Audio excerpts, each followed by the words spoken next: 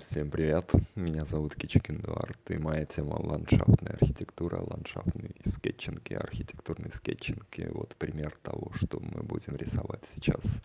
Я покажу, каким образом можно делать такие скетчи, и это все про то, как рисовать город, как рисовать домики, и про благословенную Венецию, которая трагично уходит под воду. О, это разрывает мое сердце, и я думаю, что я должен рисовать, рисовать, рисовать.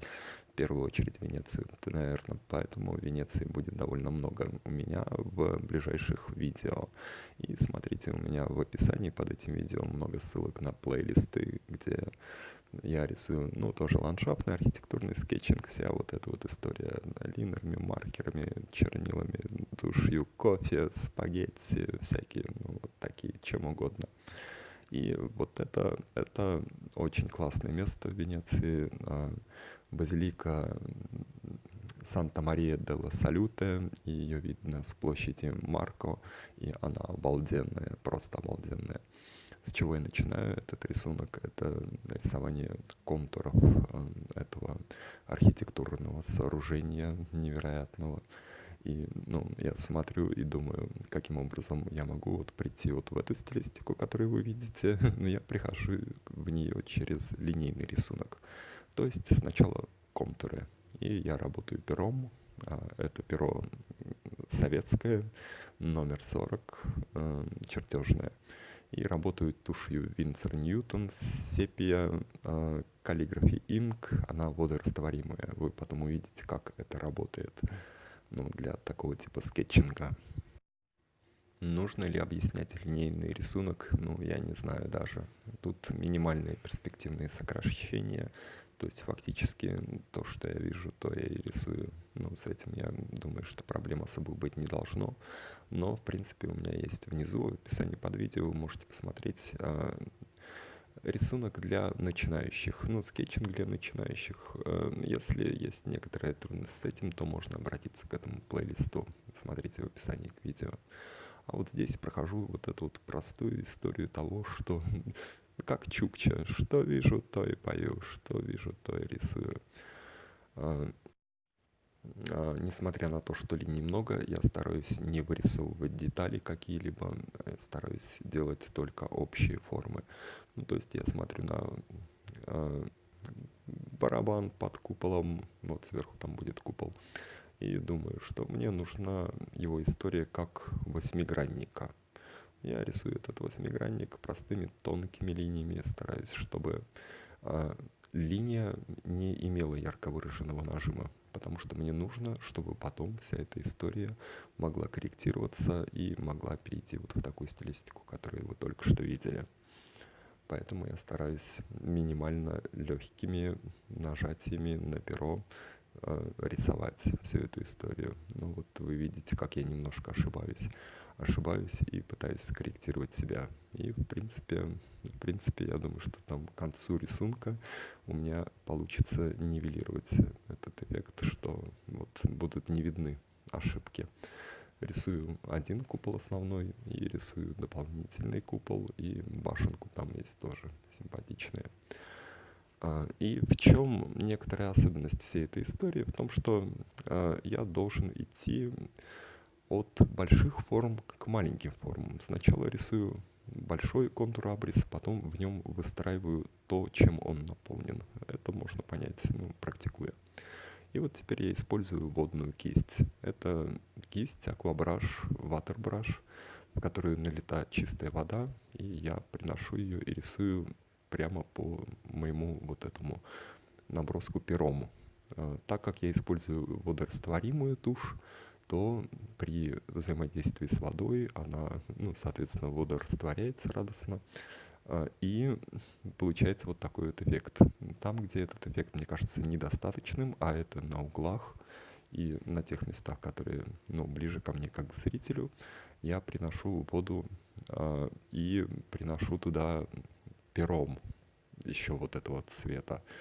Приношу его пером и делаю его более интенсивным, чтобы вот прийти вот в эту историю, которая была сейчас на фоточке. Следующий мой этап, я начинаю более подробно думать про тени. Я еще не думаю про детали. Детали это еще следующий этап. И я начинаю более интенсивно прорабатывать тени. А тени у меня находятся под карнизами крыш на переломах формы света и тени. Они наиболее интенсивные, вот как на углу, например, здания.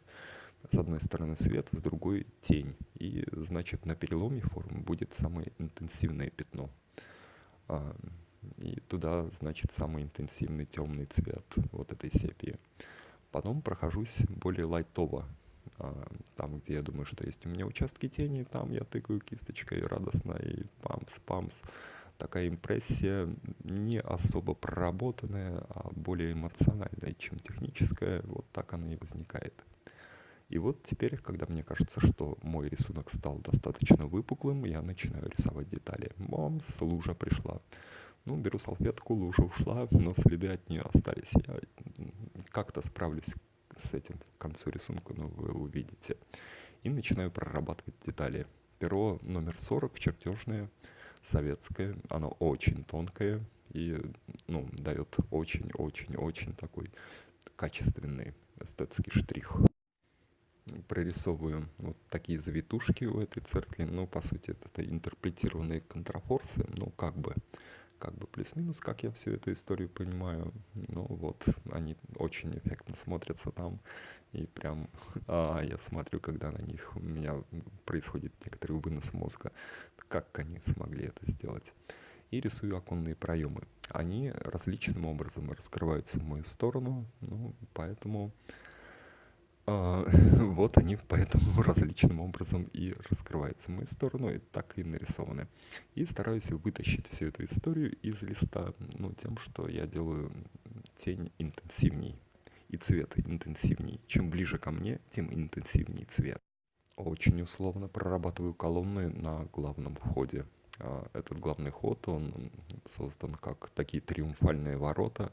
И что я могу сказать о нем? Я рисую человечков, 4 штуки, сверху, снизу, и вот все, что я говорю о нем. Ну, потому что это скетч, потому что это архитектурный набросок, эскиз, не фактическое формулирование того, что сделал великий архитектор, который там трудился, а импрессия, эмоция, то, что у меня возникает в голове, и это не очень продетализировано. Как в голове оно не очень продетализировано, так и на рисунке, на листе я рисую его довольно условно, общими впечатлениями. Вот это вот сепия, вот эти вот все моменты, это мои общие впечатления о этом безумно прекрасном архитектурном сооружении.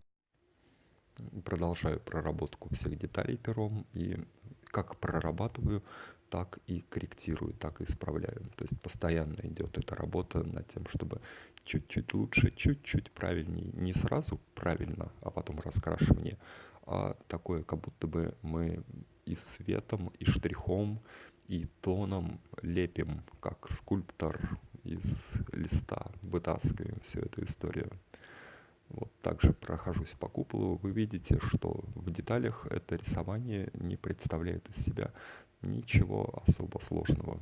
Просто такие корявые линии, корявые завитушки, но они более-менее правильным образом расставлены, и в итоге, если идти по этому алгоритму, создается вот такой эффект хорошей старинной графики, симпатичной. Вот так оно выглядит все в целом. Мне кажется, вполне себе симпатично. И теперь прорисовываю те характерные столбы, за которые там цепляются гондолы, и которые служат основой для таких трапов, таких причалов, которые ходят всюду в Венеции в разные стороны. Как деревянные, так и каменные, но много, большая-большая такая история. И какое-то окошко я забыл, ну, вот доделываю всю эту штуку. И чуть-чуть даю направление для крыш такими простыми тонкими штрихами. Чуть-чуть деталей. Я смотрю, по сути, уже сложился рисунок, и доделывать его особо не стоит. И я думаю, что нужно перейти в информационную составляющую и написать немножко истории про что базилика Санта-Мария-делла-Салюте была построена в 1630-1631 году. Обалдеть, за 2 года, неужели? И Это было по поводу а, чуда того, что закончилась какая-то большая болезнь, ну, скорее всего, чума какая-нибудь, ну, вот такие вот все истории. А, И вот такой рисунок в целом у меня получился. Но осталось еще подписать фамилию, имя. Блин, а я же забыл это сделать, совсем забыл. Ну ладно, я потом допишу, видимо, в видео это уже не войдет. Ну, вы все знаете, кто это рисует. Окей. Текст, мне кажется, довольно много добавляет всей этой истории, делает историчность. И вот сейчас я полетаю немножко над листом, чтобы вы могли разглядеть детали, посмотреть, как тушь, как чернила в этом, ну, архитектурном скетчинге работают вместе с бумагой, как происходят эффекты вот этого рисунка.